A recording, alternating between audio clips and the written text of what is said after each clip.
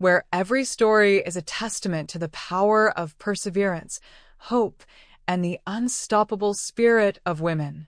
Here, we share true tales of resilience and reinvention, stories that prove, no matter how dark the night, a woman's dawn can always break through. Today's story will break your heart and then rebuild it stronger than ever. It's about a mother's love that transcends biology and how one phone call can reveal truths that change everything. If you believe in the beauty of comebacks and the power of second chances, you're in the right place. This is the story of Becca Woods and the call that shattered her world and then made it whole again.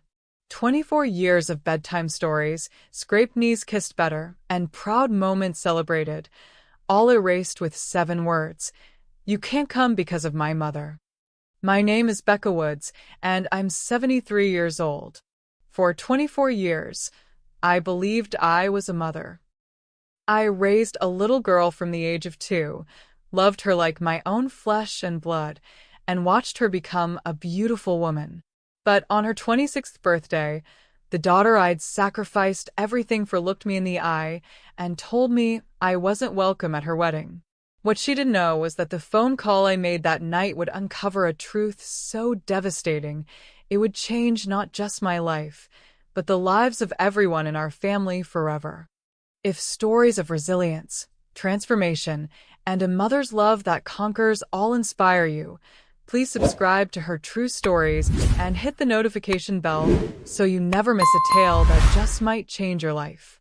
Because what happened next proved that sometimes the most painful rejection leads to the most beautiful revelation.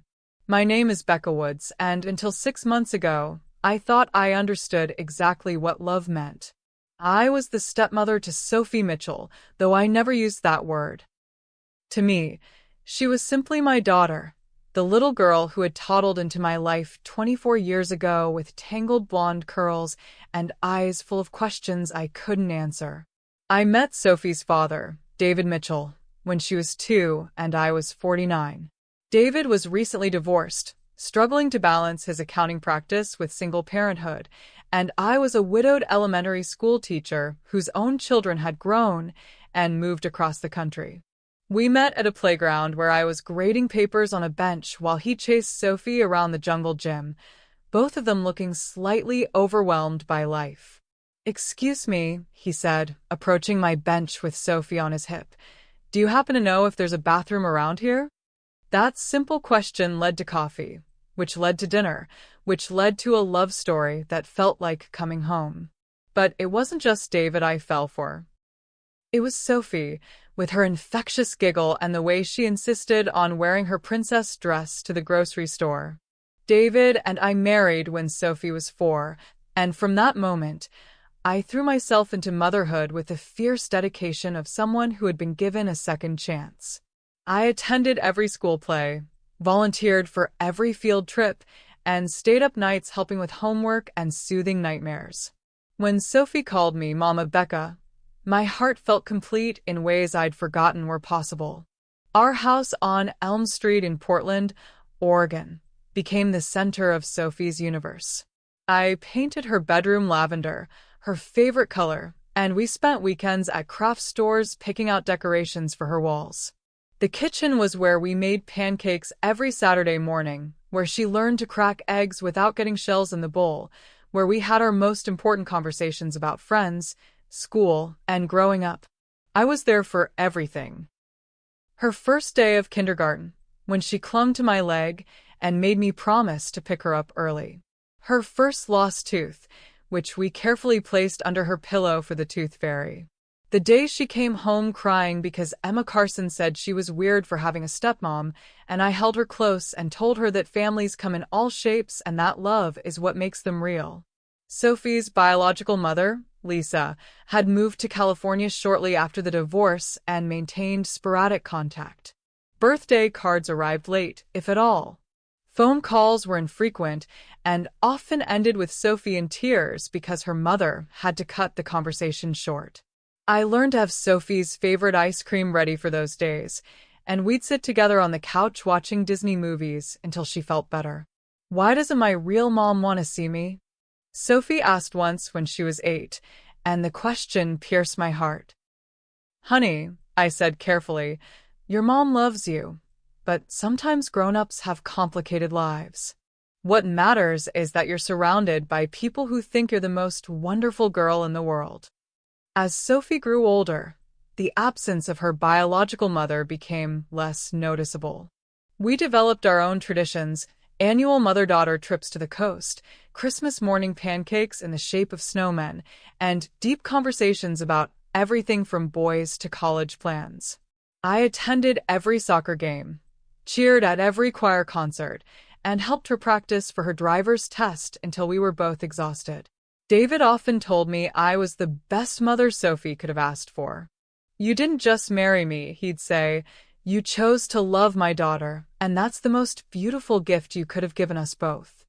When Sophie left for college at Oregon State, I cried for 3 days. The house felt impossibly quiet without her laughter echoing through the halls.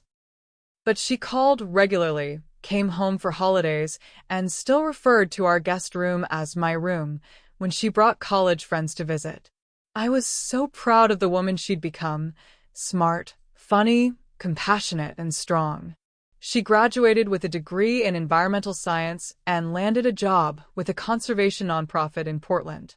At 25, she met Jake Thompson, a kind and steady man who worked as a physical therapist. When she brought him home for dinner, I could see the way he looked at her, and I knew he truly loved my daughter. Which is why, when Sophie called to announce her engagement last March, I was overjoyed. David and I had been planning to help with the wedding, had already started discussing flower arrangements and venue options. Sophie had always dreamed of a garden wedding, and I'd saved pictures in a scrapbook for years, waiting for this moment. But I didn't know that my greatest joy was about to become my deepest heartbreak. I didn't know that 24 years of love and devotion were about to be dismissed with a casual cruelty that would shake me to my core. The night before Sophie's 26th birthday party, I was wrapping her gift, a delicate pearl necklace that had belonged to my mother, when David mentioned something that should have been a warning. Sophie seemed nervous today when I talked to her, he said. She kept asking about the guest list for her party, who was coming, that sort of thing. I dismissed his concern. Sophie had always been a perfectionist, wanting everything to be just right. But as I tied the ribbon on her gift, I couldn't shake the feeling that something was shifting in our carefully constructed world. How could I have known that within 24 hours, everything I thought I knew about my place in Sophie's life would crumble? How could I have prepared for the moment when the daughter I'd raised would look me in the eye and tell me I was no longer welcome in her future? The gift I wrapped that night would remain unopened for months, hidden in my closet like evidence of a love that suddenly felt foolish and naive. Sophie's 26th birthday party was held at the community center downtown, the same place where we'd celebrated her high school graduation and where David and I had danced at our wedding reception. I'd spent days helping with decorations, arranging flowers, and coordinating with the caterer. Everything was perfect: twinkling lights, Sophie's favorite lavender and white color scheme, and a 3-tier cake decorated with delicate sugar flowers. The party was filled with Sophie's friends from college and work, neighbors who had watched her grow up, and family members who had been part of our lives for decades. I moved through the crowd with practiced ease, making sure everyone had drinks, introducing Sophie's college friends to her childhood neighbors, and feeling that familiar warmth of hosting a celebration for my daughter. Sophie looked radiant in a flowing sundress, her blonde hair styled in loose waves that reminded me of the little girl who used to insist I braid flowers into her hair for special occasions. Jake stayed close to her side, his arm around her waist, and I caught them stealing kisses when they thought no one was looking. Halfway through the party, Sophie clinked her fork against her wine glass to get everyone's attention.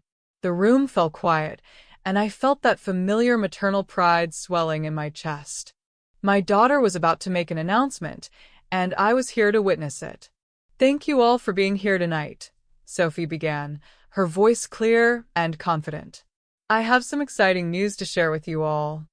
She reached for Jake's hand, and her smile was so bright it could have powered the entire building. Jake proposed last weekend during our camping trip to Crater Lake, and I said yes. We're getting married next September. The room erupted in cheers and applause. I felt tears spring to my eyes as I watched Sophie beam with happiness. David grabbed my hand and squeezed it tight, and for a moment, everything felt exactly as it should be.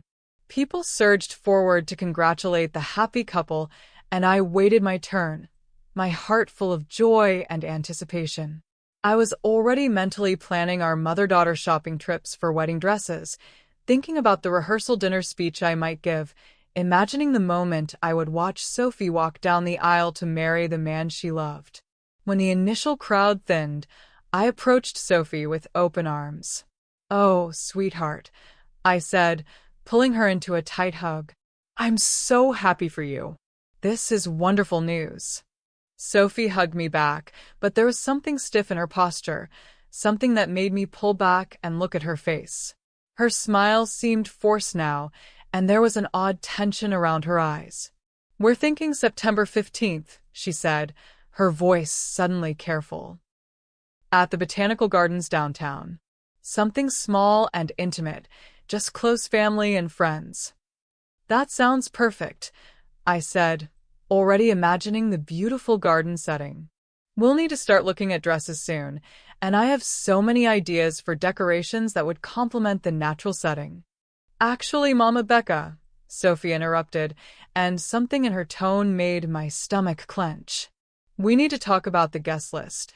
The noise of the party seemed to fade into the background. I noticed Jake had stepped away, giving us space, and David was across the room talking to Sophie's college friends. It was just the two of us in the middle of this celebration, but suddenly I felt very alone. "Of course, honey. Whatever you need." Sophie's hands twisted together, a nervous habit she'd had since childhood.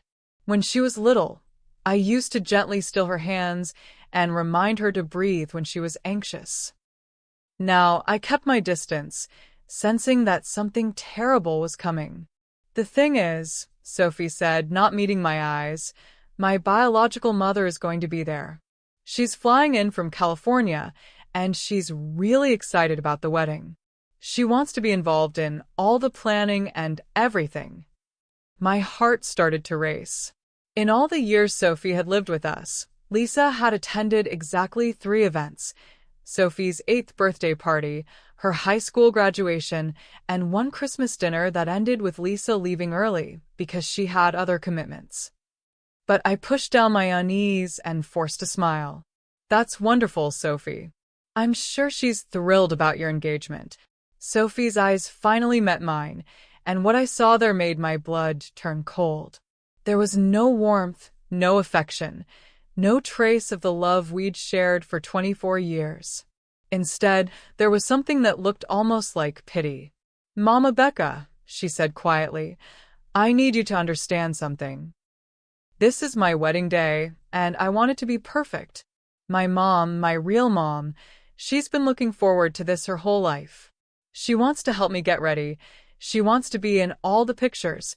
She wants to give a mother of the bride speech." The words hit me like physical blows. Real mom. As if everything I'd been to Sophie for 24 years was somehow less than real, somehow pretend. "I understand," I managed to say, though I didn't understand anything at all. "We can all be involved. There's room for everyone to—" "No," Sophie said firmly.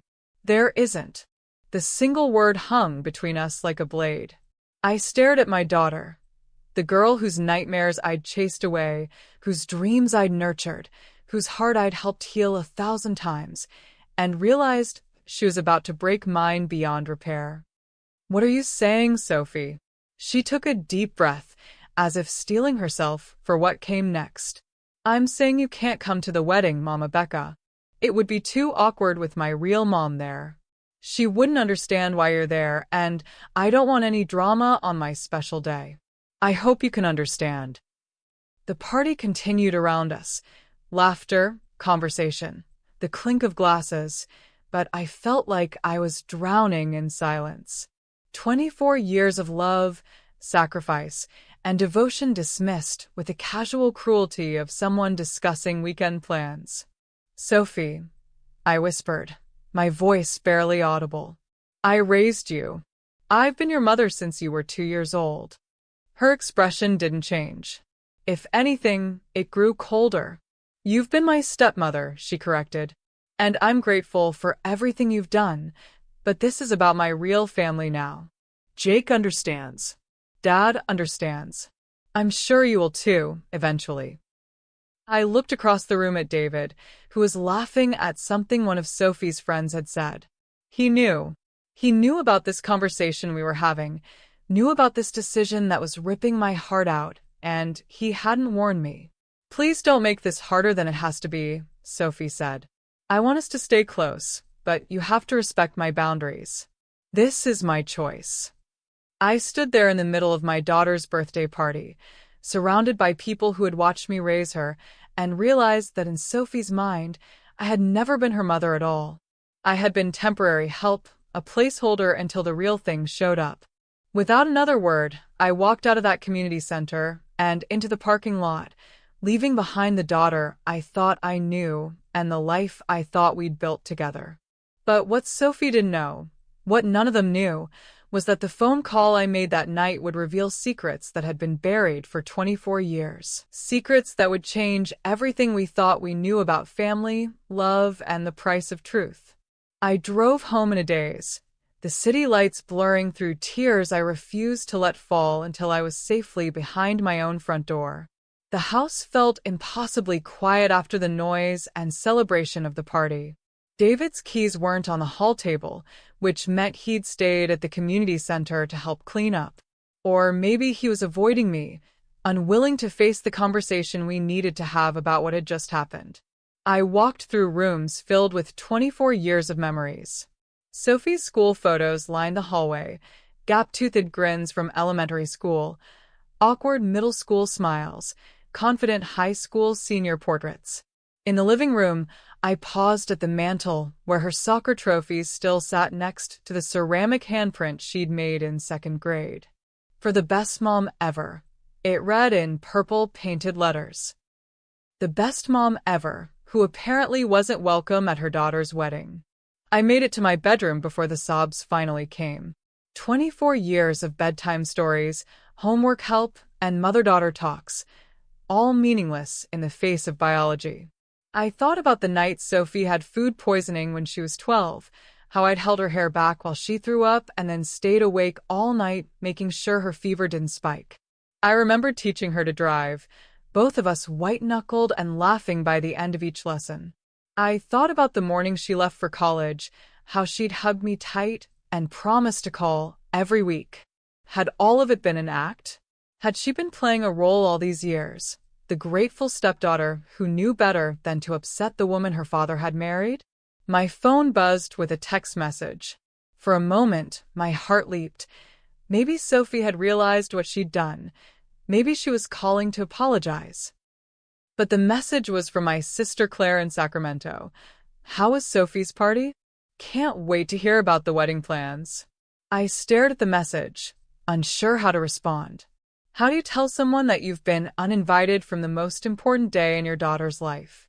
How do you explain that 24 years of motherhood had been erased with a few sentences? David came home around midnight, moving quietly through the house, as if hoping I'd already be asleep. I heard him pause outside our bedroom door, probably debating whether to come in and face the inevitable conversation. Finally, the door opened slowly. "Becca," he said softly, "are you awake?" I sat up in bed, wiping my eyes with the back of my hand. "How long have you known?" He didn't pretend to misunderstand. David had always been a terrible liar, and the guilt was written all over his face as he sat heavily on the edge of the bed. "She called me last week," he admitted. "She was nervous about telling you, wanted to know how I thought you'd take it." "And what did you tell her?" David rubbed his face with his hands, suddenly looking every one of his 67 years. "I told her it was her choice. It's her wedding, Becca. She has the right to invite whoever she wants." The casual way he said it, as if this was a minor social slight instead of the destruction of everything I'd built my life around, made something snap inside me.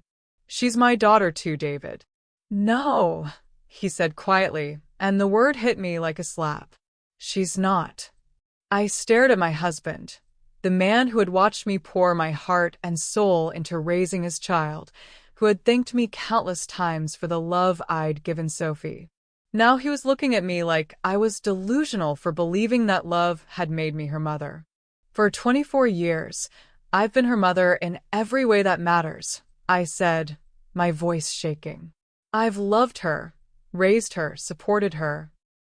And we're grateful, David interrupted. But Becca, you have to understand. Lisa is her biological mother. That bond is different, it's special. Sophie has always wondered about that relationship, always felt like something was missing. Something was missing? The words came out as a whisper. I gave her everything I had. How is something missing? David's expression softened slightly, but his words remained brutal. You gave her what you could, but you couldn't give her what Lisa can. You couldn't give her that biological connection, that sense of knowing where she came from. I felt like I was drowning. Everything I believed about my family, about my role in Sophie's life, was being redefined by the two people I loved most in the world. She called me Mama Becca, I said, grasping for something solid to hold on to. She chose that name for me when she was little. Because I told her to, David said, and his admission felt like a knife to the chest. You were so eager to be her mother, and it made you happy. It seemed harmless. Harmless. 24 years of believing I was Sophie's mother had been harmless make-believe, a game of house that everyone else knew wasn't real. Does she know? I asked. Does Sophie know that you told her to call me that? David's silence was answer enough. I spent the next few days in a fog of grief and confusion. Friends called to congratulate me on Sophie's engagement, and I found myself making excuses about why I couldn't talk about wedding plans. When my neighbor Mrs. Patterson asked if I was excited about mother-of-the-bride dress shopping, I mumbled something about it being too early and escaped into my house before she could ask more questions. The worst part was the way David watched me, like he was waiting for me to accept what he saw as the natural order of things. Sophie's biological mother had returned to claim her place, and I was expected to step aside gracefully, grateful for the years I'd been allowed to play house with someone else's child. But something about the whole situation felt wrong, beyond just the cruelty of being excluded. Lisa had been absent for Sophie's entire childhood, showing up sporadically and leaving just as quickly. Why now? Why this sudden interest in being mother of the bride when she'd never been interested in being mother of the child? I started thinking about the few times Lisa had visited over the years, trying to piece together a picture of the woman who had given birth to the daughter I'd raised. She was always well-dressed, always driving expensive cars, always talking about her business ventures in California. But she'd never stayed long enough for me to form a real impression of her as a person, let alone as a mother. The more I thought about it, the more questions I had. Questions about why Lisa had really left Portland, why she'd given up custody so easily, why she'd never fought for more time with Sophie until now. Questions that would lead me to make a phone call that would change everything. On the 5th night after Sophie's birthday party, I sat alone in my kitchen with a cup of coffee I couldn't bring myself to drink. David was upstairs watching television, pretending everything was normal. The house felt like a museum of a life that had never been real. That's when I remembered someone who might have answers. Patricia Sanchez, Lisa's sister, who had lived in Portland during Sophie's early years before moving to Phoenix.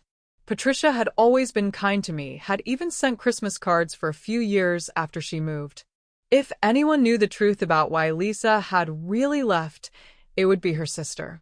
I found Patricia's number in my old address book and dialed before I could lose my nerve. It was late, but she'd always been a night owl. Becca? Patricia's voice was surprised but warm. Oh my goodness, it's been years. How are you? How's Sophie? She's getting married, I said, and then the whole story came pouring out. The engagement, the exclusion, the sudden reappearance of Lisa as the mother of the bride. There was a long silence on the other end of the phone. When Patricia finally spoke, her voice was careful, measured. Becca, she said slowly, there are some things about Lisa that you don't know. Things that David doesn't know either. My heart started racing. What kind of things? The kind of things that might change everything. But I can't tell you over the phone. This is too important, too complicated. Can you come to Phoenix? Can you come this weekend? I looked around my quiet kitchen, at the coffee mug Sophie had made me in high school pottery class, at the calendar on the wall where I'd written Sophie's wedding planning in September with a little heart next to it. Yes, I said. I'll be there tomorrow. As I hung up the phone, I realized that I was about to uncover the truth about Sophie's family, a truth that had been hidden for 24 years.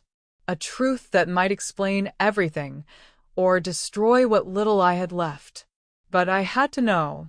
After 24 years of loving a daughter, who had just told me I didn't belong in her life, I deserved to know the truth about why. The flight to Phoenix gave me 6 hours to second-guess my decision. What if Patricia's truth was just family gossip? What if I was about to learn something that would make everything worse? But as the plane descended into the desert landscape, I knew I couldn't turn back. I'd spent 24 years accepting other people's version of reality. It was time to find my own answers. Patricia picked me up at the airport, and I was struck by how much she looked like Sophie. The same blonde hair, the same delicate features, though 20 years older. She hugged me tightly, and I could feel the tension in her body. I'm so glad you called, she said as we drove through the Phoenix suburbs. I've wanted to have this conversation for years, but I didn't know how. Her house was a modest ranch-style home with a desert garden full of cacti and flowering shrubs. We sat on her back patio with iced tea, the late afternoon sun casting long shadows across the yard. For a moment, neither of us spoke, and I could hear the distant sound of children playing in a neighbor's pool. Patricia, I said finally, what don't I know about Lisa? She took a deep breath, as if gathering courage for what came next. Lisa didn't leave Portland because she was overwhelmed by motherhood, she began. She left because she was running from something. From someone. My heart started racing. What do you mean? There was a man, a business partner of hers named Drew Harrison. They ran a small marketing company together and Lisa was involved with him. Romantically involved, even though he was married. I tried to process this information, to understand what it had to do with Sophie and the current situation.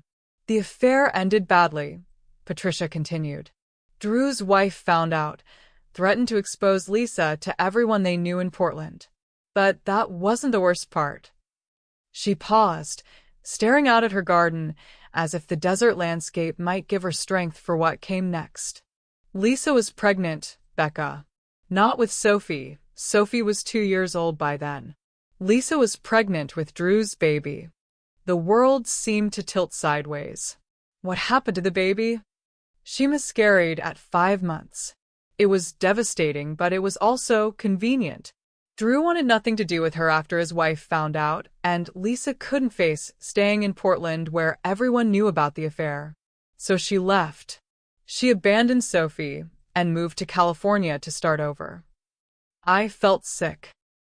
Sophie had spent years wondering why her mother had left, blaming herself for not being enough to keep Lisa around.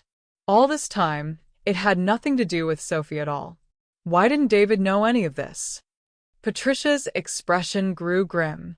Because Lisa lied to him.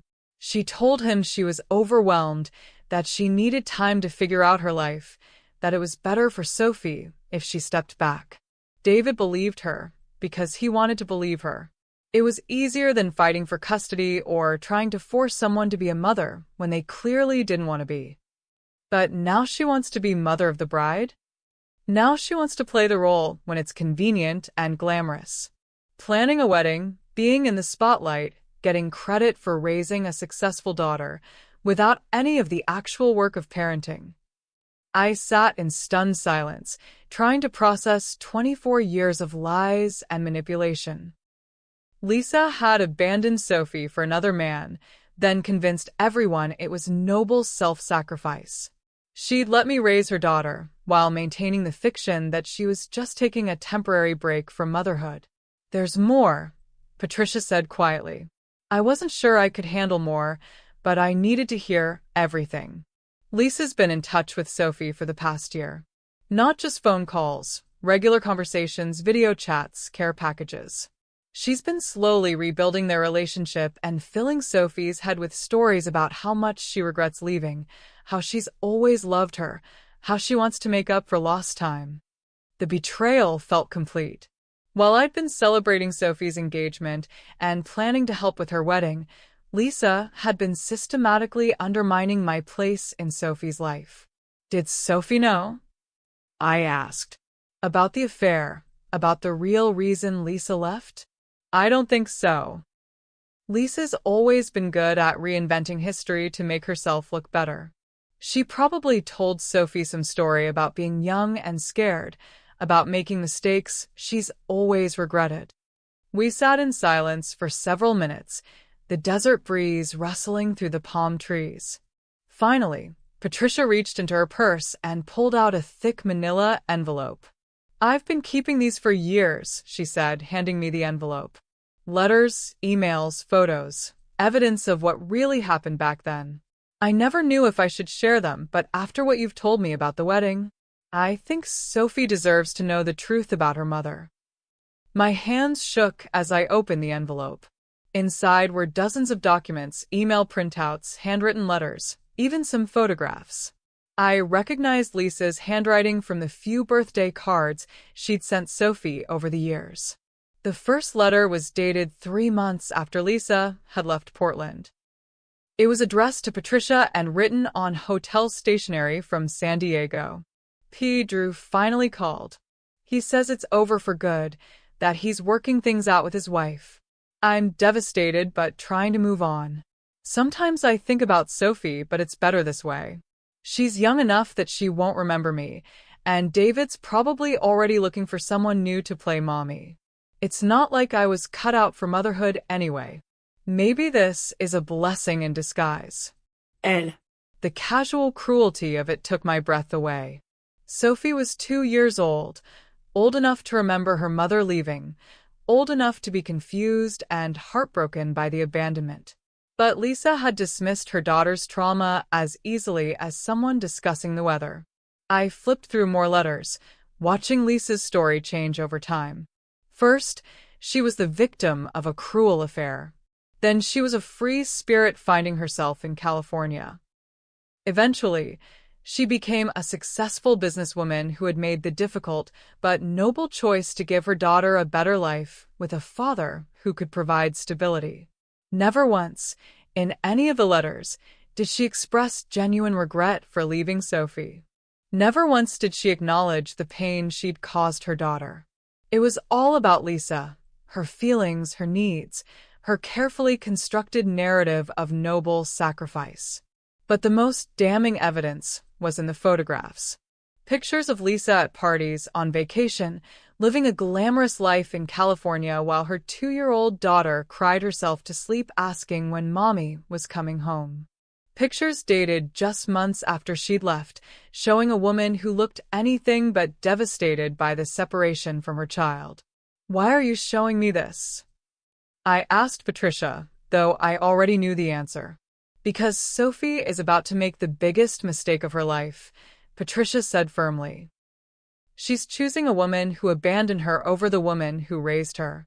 She's rewriting history to accommodate a mother who was never really a mother at all." I looked at the evidence spread out on Patricia's patio table, 24 years of lies exposed in black and white. Lisa had manipulated everyone, including her own daughter, to maintain an image that had never been real. "What am I supposed to do with this?" I asked. Patricia leaned forward, her expression intense. "You're supposed to fight for your daughter," she said. Because that's what Sophie is, your daughter. Not because of biology, but because of love. Because of sacrifice. Because of 24 years of showing up when her biological mother chose not to.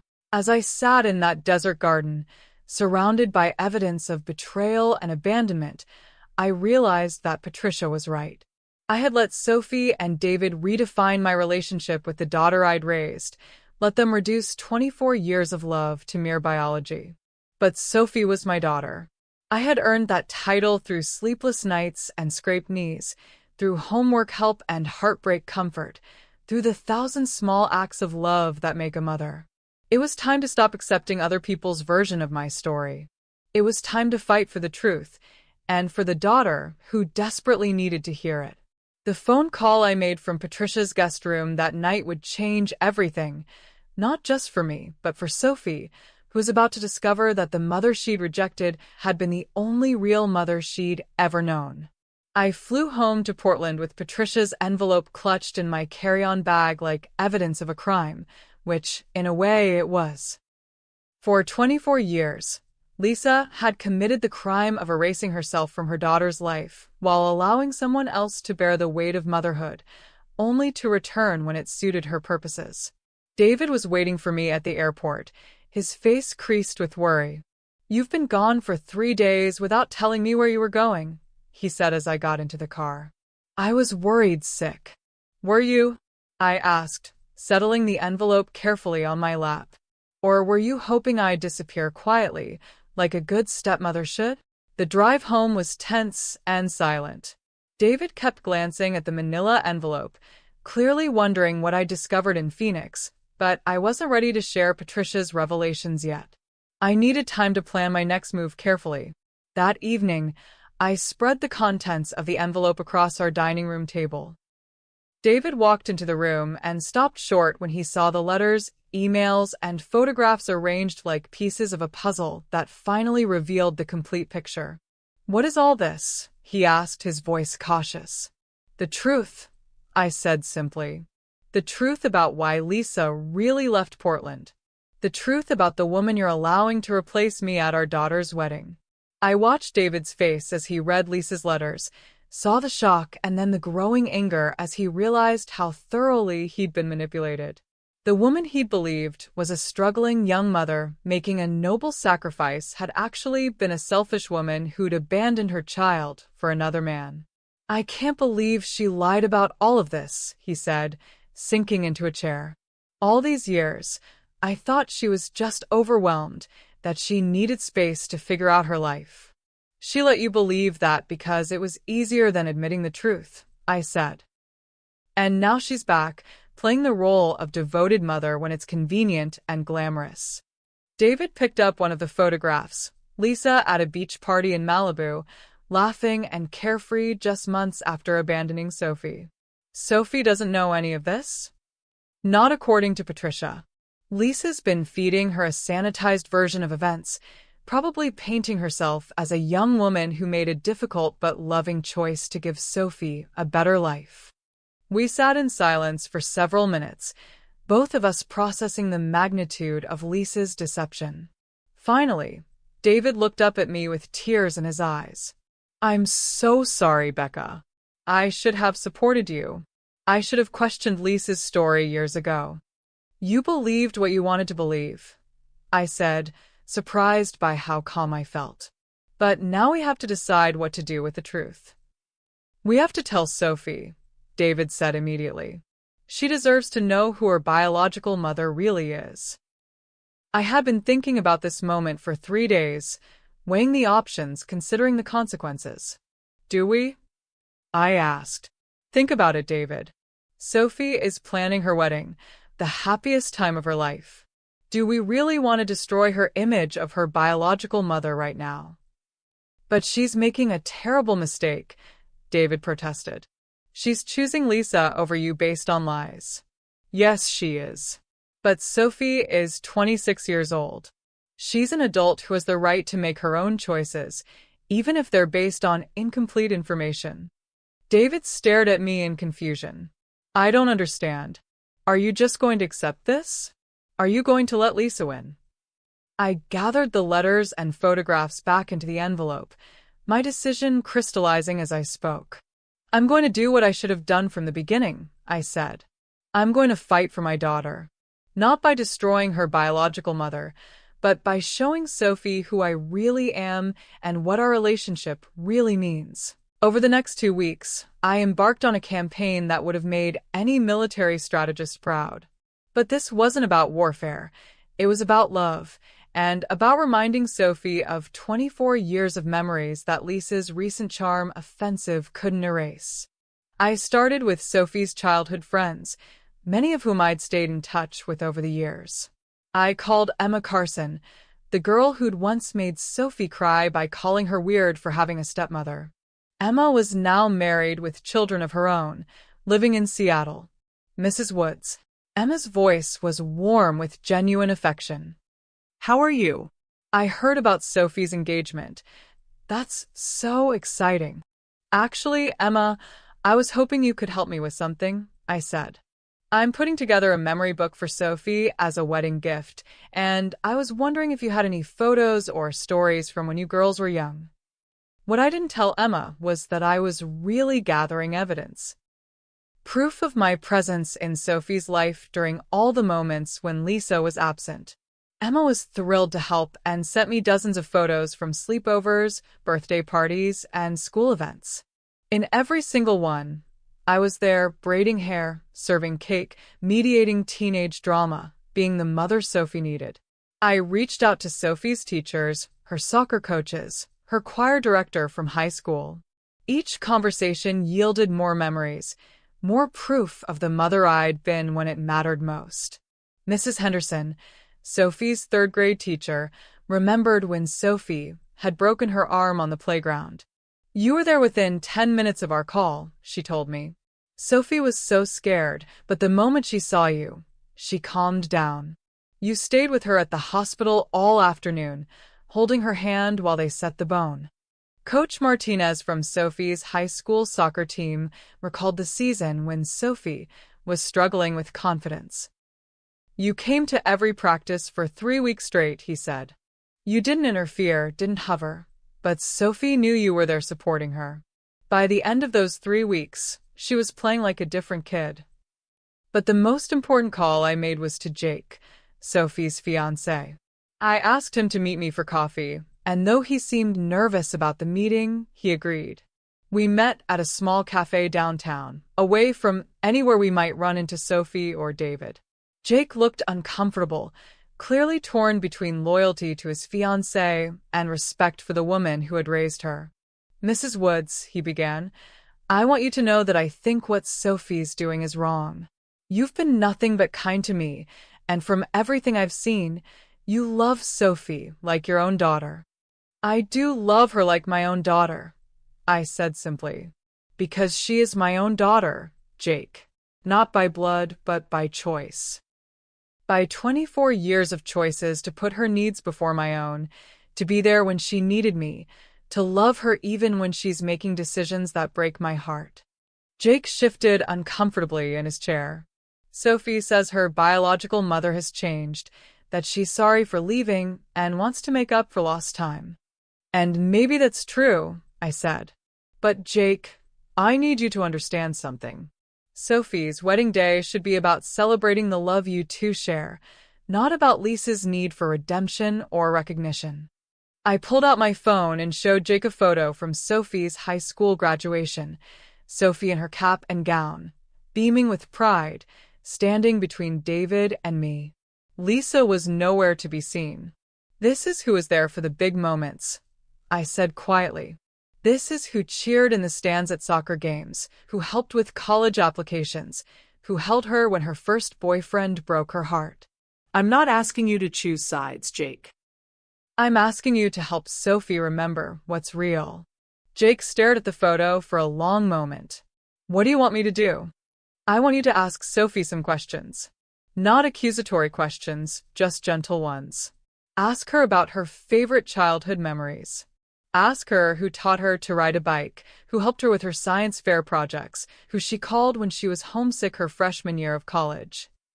I leaned forward, my voice urgent. And then ask her this. Does she really want to exclude the woman who raised her from the most important day of her life? Does she really think that's what love looks like? Jake nodded slowly. I can do that. Sophie's been so focused on not hurting her biological mother's feelings that I don't think she's considered how much she's hurting yours. Thank you, I said, and I meant it. That's all I'm asking for, just for her to think about what she's really doing. But I wasn't done fighting yet. That evening, I drove to Sophie's apartment complex and sat in my car, gathering courage for what I knew would be the most important conversation of my life. I had tried being understanding. I had tried being gracious. I had tried accepting other people's definitions of my role in Sophie's life.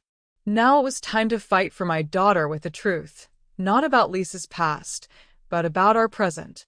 About 24 years of love that couldn't be erased by biology or convenience.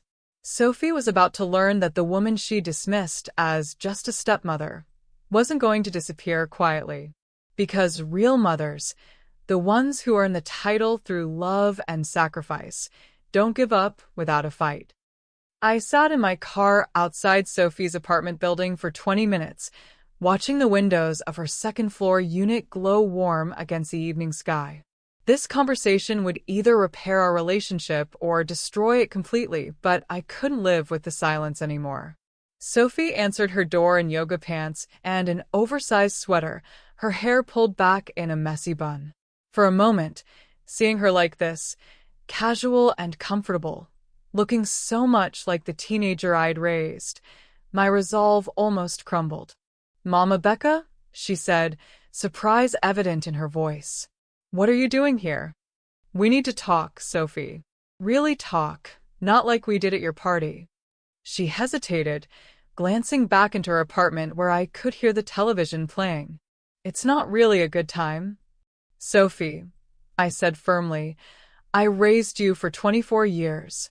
I think I've earned 20 minutes of your time." Something in my tone must have gotten through to her, because she stepped aside and let me in. The apartment was decorated with pieces from our house, the quilt I'd made for her 16th birthday, the bookshelf David and I had given her for college, photos from family vacations and holidays scattered across the walls. "Is Jake here?" I asked. "He's at the gym," Sophie said, settling onto the couch and pulling her knees up to her chest, a defensive posture she'd had since childhood. "Mama Becca, if this is about the wedding." "It's about us," I interrupted. "It's about 24 years of US and what that means." Sophie's expression grew guarded. "I told you, I'm grateful for everything you've done, but—" "Stop," I said, holding up my hand. "Stop right there. I don't want your gratitude, Sophie. I never did. I want your love, your recognition, your respect for what we've been to each other."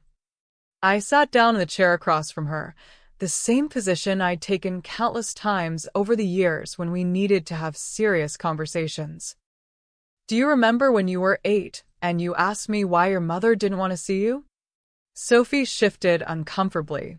"That was a long time ago. Do you remember what I told you?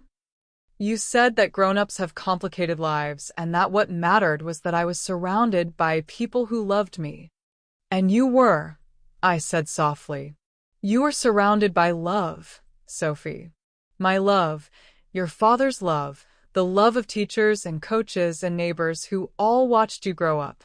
But the person who loved you most, who showed up for you every single day, was me." Sophie's eyes filled with tears, but her voice remained defensive. "I know you love me, Mama Becca, but my biological mother loves me too." She's explained everything, how young she was, how overwhelmed she felt, how she thought leaving was the best thing for everyone. "And you believe that?" "Why wouldn't I? She's my mother."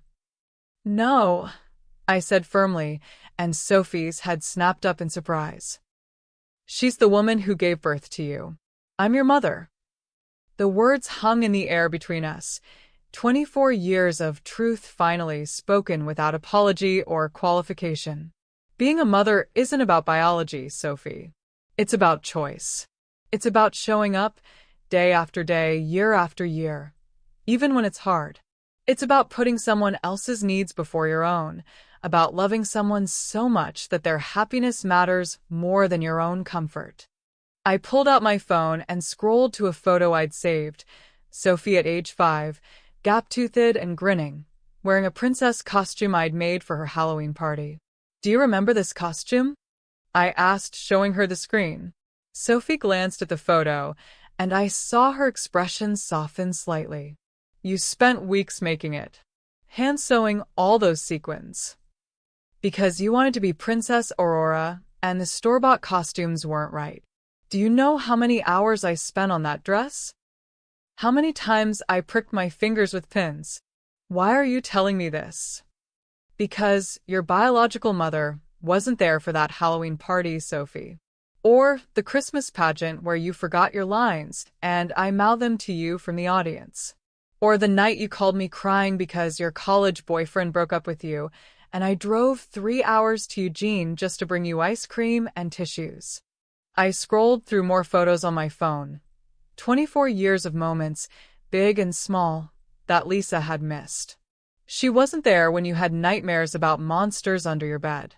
She wasn't there when you learned to ride a bike, or when you got your first period, or when you needed help with algebra homework. I was there, Sophie. For all of it. Tears were streaming down Sophie's face now, but she still shook her head stubbornly. She wants to make up for all that now. She wants to be part of my life.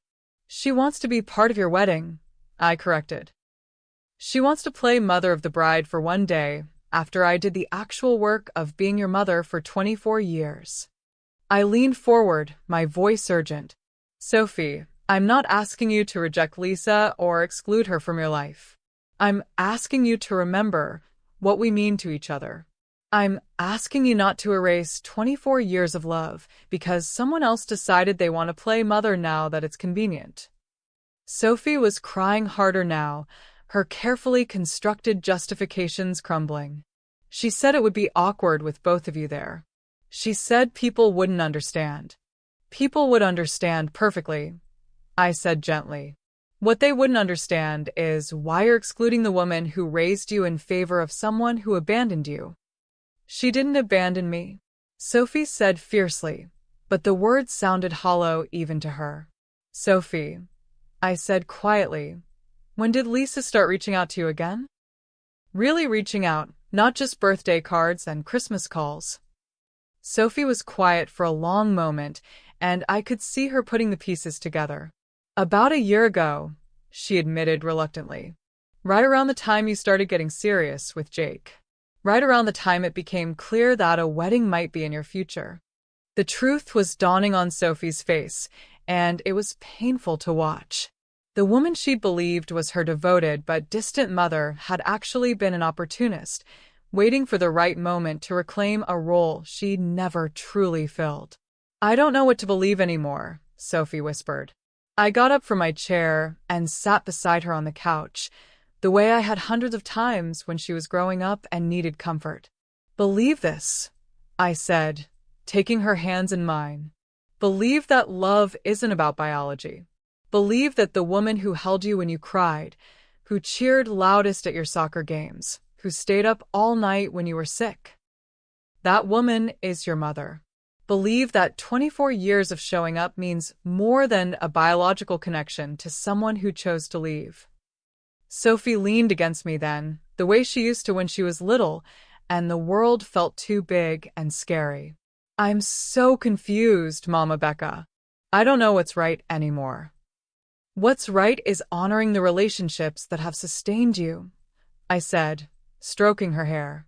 "What's right is not letting anyone convince you that love has an expiration date or that biology trumps devotion."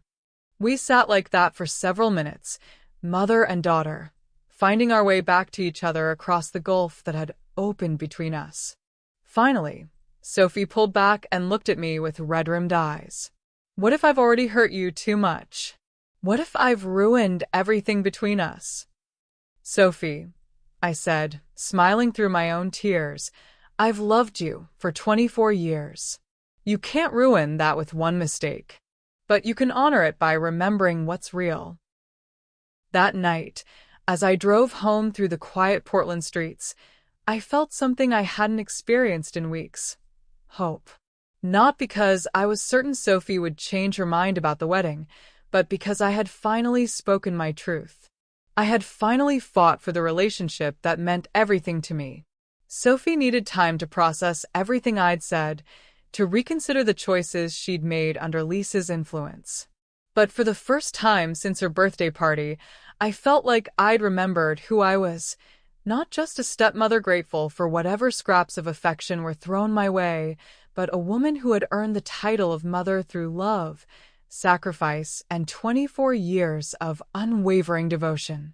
The phone call I received 3 days later would prove that sometimes, when you fight for what's right with love instead of bitterness, the truth has power beyond anything you could imagine.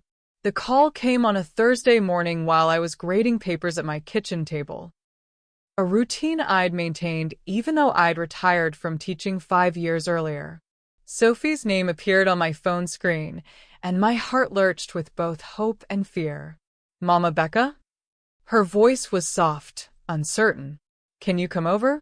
I need to talk to you about something important." I was at her apartment within 20 minutes, my mind racing through possibilities. Sophie answered the door looking like she'd been awake all night, hair disheveled, eyes puffy from crying, still wearing the same clothes from our conversation 3 days earlier. "I called Lisa last night," she said without preamble as I stepped inside. I asked her some questions. My heart stopped. "What kind of questions?"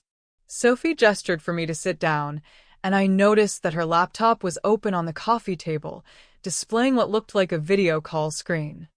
I asked her about my childhood, about specific memories, about things that I remember you being there for. Sophie's voice was shaky but determined. And Mama Becca, her answers were wrong. All wrong. I waited, barely breathing, as Sophie continued. I asked her about the time I broke my arm in 3rd grade. She said she remembered rushing to the hospital, holding my hand while they set the bone. But that wasn't her, that was you. I asked her about my 8th birthday party, the one where I wanted a butterfly theme. She described a party with a princess theme and said she remembered how excited I was about the cake she'd ordered. "But you made that butterfly cake, Mama Becca. You stayed up until 3 in the morning decorating it with sugar butterflies because I'd seen one in a magazine." Sophie's voice broke, and she wiped her eyes with the back of her hand. Every memory I asked her about, she claimed as her own. But they weren't her memories, they were yours. And when I called her on it, when I told her she was wrong about the details, she got angry. She said I was being ungrateful, that she was trying to reconnect with me, and I was making it difficult. I felt a mix of vindication and heartbreak. Vindication that Sophie was finally seeing Lisa clearly, but heartbreak that my daughter had to experience this betrayal. "There's more," Sophie said, turning her laptop toward me. "Jake and I did some research. We looked up Lisa's business in California, tried to find information about what she'd been doing all these years." The screen showed a series of news articles and court documents. I leaned forward, trying to make sense of what I was seeing. "She's been married 3 times since she left Portland," Sophie said quietly. 3 different men, all of them wealthy, all of the marriages ending in expensive divorces. And there's this. She clicked on a document that appeared to be a court filing. Restraining order filed by her second husband. He accused her of emotional manipulation and financial fraud. And this one, she clicked again, civil suit from her third husband's family, claiming she isolated him from his children and convinced him to change his will in her favor before he died. I stared at the screen in shock. This wasn't just a woman who had abandoned her child for another man. This was a pattern of behavior spanning decades. She's been using people, Mama Becca. That's what she does. She finds vulnerable people and manipulates them to get what she wants. And I was about to let her do it to me. Sophie closed the laptop and turned to face me fully. "I'm so sorry. I'm so incredibly sorry for what I said to you, for how I treated you. You're my mother, my real mother, and I almost threw that away for someone who was just using me. The tears came then, for both of us. 24 years of love and sacrifice had led to this moment of recognition, this acknowledgement of what we truly meant to each other. I want you at my wedding, Sophie said through her tears. I want you to help me get ready. I want you in all the pictures.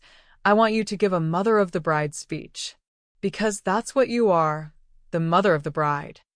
What about Lisa? I asked gently. What are you going to tell her?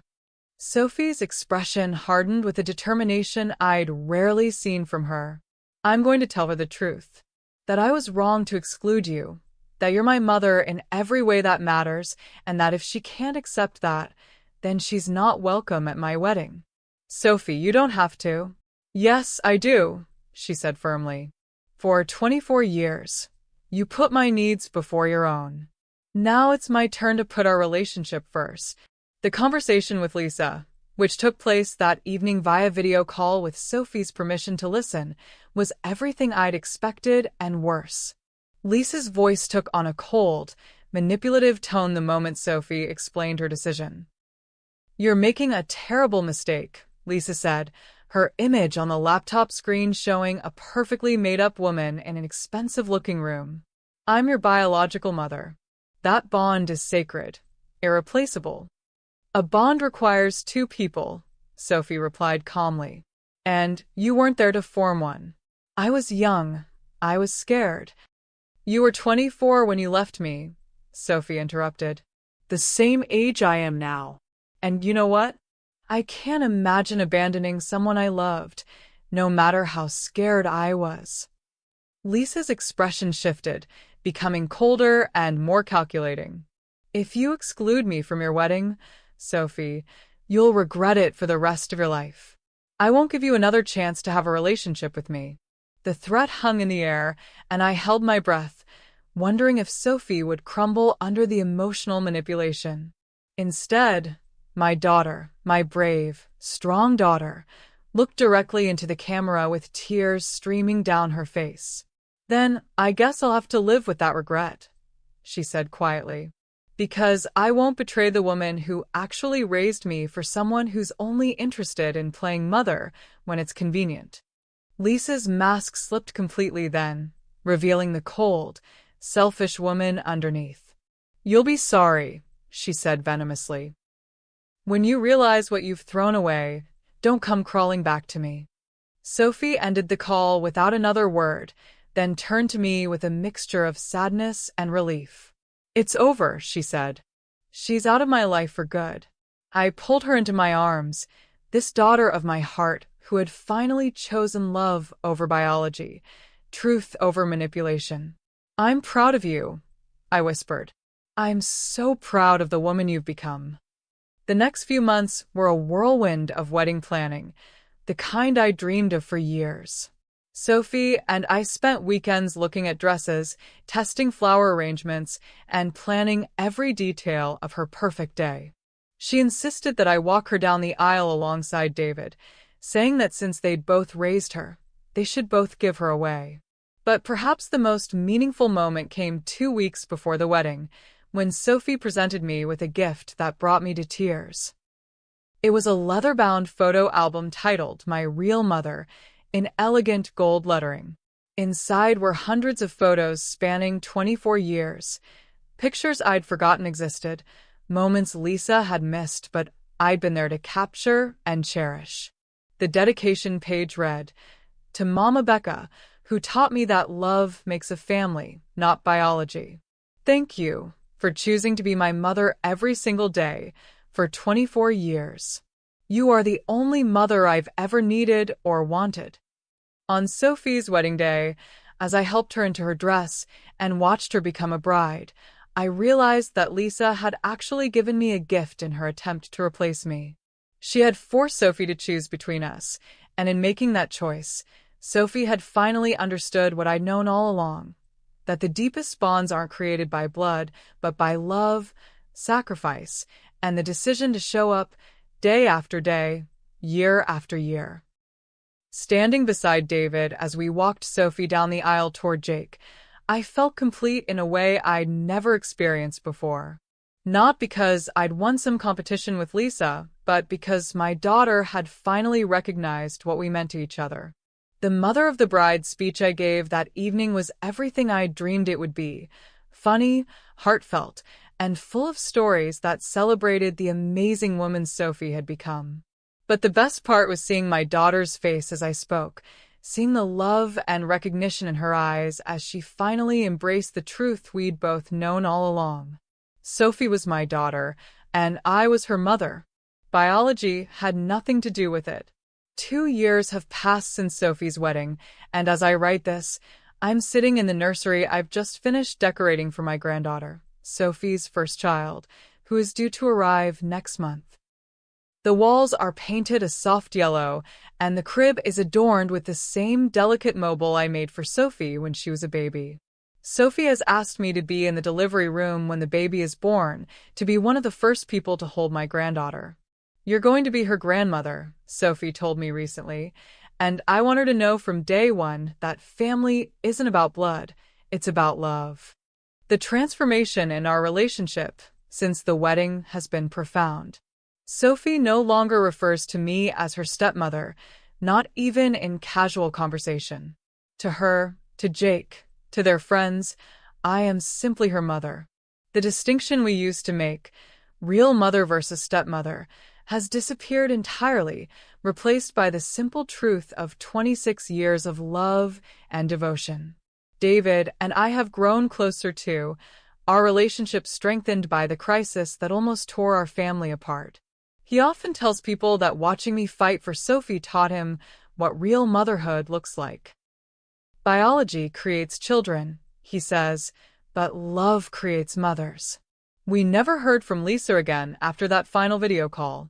According to Patricia, who still keeps in touch with me, Lisa married husband number 4, another wealthy older man, and moved to Europe.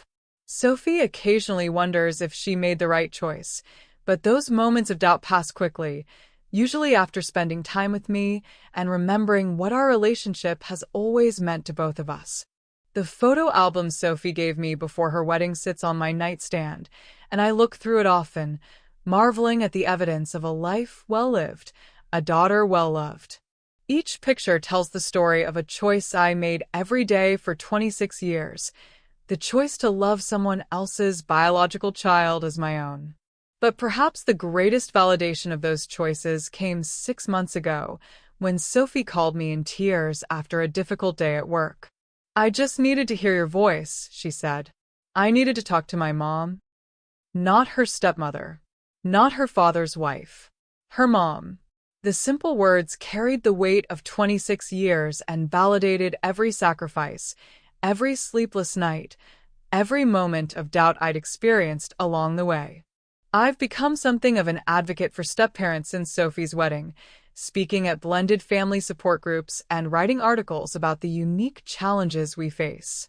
The message I share is always the same: biology doesn't determine family, love does. But that love has to be recognized and honored by everyone involved, including the children we raise. Too many stepparents accept secondary status, convinced that biological connections are somehow more real or more important than the bonds created through daily acts of love. I was guilty of this myself for years, accepting Sophie and David's definition of my role instead of standing firm in my own truth. But love is not secondary. Choice is not less than biology. And the woman who shows up every day, who sacrifices her own needs for her child's welfare, who celebrates victories and provides comfort during defeats, that woman is a mother, regardless of biology. The call I made to Patricia that night after Sophie's birthday party changed everything, but not in the way I expected. I thought I was seeking information that would help me fight Lisa for Sophie's affection. Instead, I discovered that the fight was never with Lisa. It was with myself, with my own willingness to accept a diminished version of my role in Sophie's life. The truth Patricia shared about Lisa's past was important, but it wasn't what saved my relationship with Sophie. What saved us was my decision to stop apologizing for the love I'd given and start demanding recognition for the mother I'd been. Sophie's daughter will grow up in a different kind of family than the one I married into 24 years ago. She'll grow up knowing that love comes in many forms, that mothers can be biological or chosen, and that the strength of family bonds isn't measured by DNA, but by devotion. I think about the scared, abandoned 2-year-old who came into my life all those years ago, and I marvel at the strong, confident woman she's become. Sophie is an incredible mother already, fierce in her protection of the family she's creating with Jake, clear in her understanding of what love requires. She learned those lessons from me, not because I gave birth to her, but because I chose her day after day for 26 years. Because I showed her that real love doesn't give up, doesn't accept second place, and doesn't apologize for its own depth and duration. The little girl who will be born next month will call me Grandma, and she'll grow up hearing stories about the woman who raised her mother with fierce devotion and unconditional love. She'll learn that families are built on choice and commitment, not just biology. And when she's old enough to understand, I'll tell her about the phone call that changed everything, not because it revealed someone else's secrets, but because it reminded me of my own worth. Sometimes the most important call you can make is the one that leads you back to your own truth, your own power, your own irreplaceable place in the lives of those you love. My name is Becca Woods. I am 73 years old, and I am the mother of Sophie Mitchell-Thompson. Not because I gave birth to her, but because I chose to love her every single day for 26 years. That love was tested, questioned, and nearly dismissed. But it survived and it flourished, and it created a family bond that no amount of biological manipulation could break. Because real love, the kind that builds families and changes lives, isn't about blood. It's about showing up. It's about choosing each other, again and again, through every challenge and celebration. And that kind of love is unbreakable. Thank you for joining us for Becca's extraordinary story of love, loss, and ultimate triumph. If her journey moved you, please subscribe to her true stories for more real tales of women who refuse to be defined by other people's limitations. Share this video with someone who needs a reminder that love makes a family, not biology, and that sometimes the most important fight is the one where you stand up for your own worth. What relationship in your life deserves more recognition? What love have you been undervaluing because it doesn't fit traditional definitions? Let us know in the comments, and remember, the most powerful call you can make is the one that leads you back to your own truth. Your story matters, your love counts, and you deserve to be recognized for the incredible impact you've had on the lives of those you've chosen to love. Hit that notification bell, because every day we bring you another story that proves when a woman knows her worth and fights for her place, love always wins.